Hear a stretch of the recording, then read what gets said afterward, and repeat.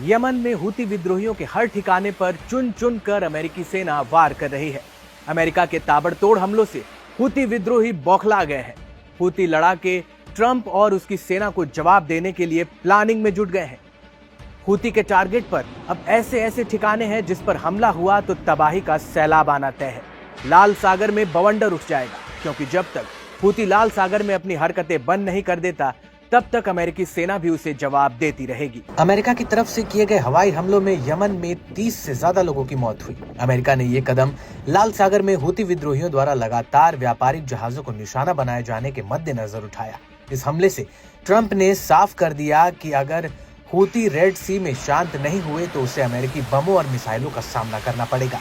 Trump ने तो यहाँ तक कह दिया है कि अगर हूती नहीं सुधरे तो विनाश की ऐसी बारिश होगी जैसे आपने पहले कभी नहीं देखा होगा।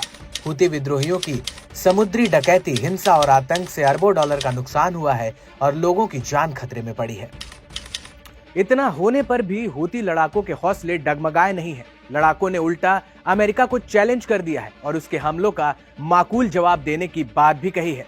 मीडिया रिपोर्ट्स के मुताबिक हूती विद्रोहियों के प्रवक्ता मोहम्मद अल बुख्याती ने कहा कि जब भी मुमकिन होगा अमेरिकी ठिकानों पर हमला किया जाएगा। हूतियों ने यह भी कहा है कि इजराइल जब तक गाजा में घेराबंदी करके रखेगा तब तक लाल सागर में उसका एक्शन मोड जारी रहेगा। इस मामले में ईरान की भी प्रतिक्रिया आई है। ईरान ने कहा है कि यमन में हूती विद्रोहियों की कार्रवाई के लिए उसे जिम्मेदार न ठहराया जाए। ईरान के रेवोल्यूशनरी गार्ड के चीफ हुसैन सलामी ने चेतावनी देते हुए कहा कि अगर राष्ट्रपति ट्रंप यमन में हूती विद्रोहियों की कार्रवाई के लिए ईरान को जिम्मेदार ठहराते हैं तो उन्हें इसका खामियाजा भुगतना होगा।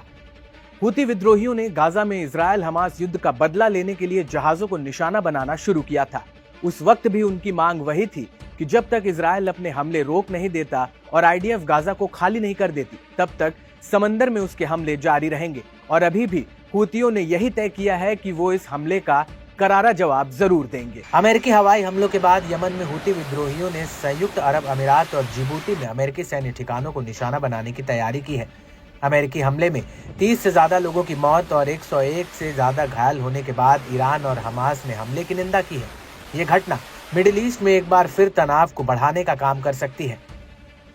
सूत्रों के मुताबिक हूती यूएई और जिबूती में मौजूद अमेरिका के सैन्य बेस को निशाना बनाया जा सकता है। हालांकि लाल सागर में हूती के हमले पिछले साल दिसंबर से बंद है। गाजा युद्ध विराम के बाद हूतियों ने भी अपनी कार्रवाई को रोक दिया था, लेकिन इजरायली सेना अभी भी गाजा में मौजूद है, जिसके चलते हूतियों ने एक बार फिर अपने हमलों को शुरू कर दिया है।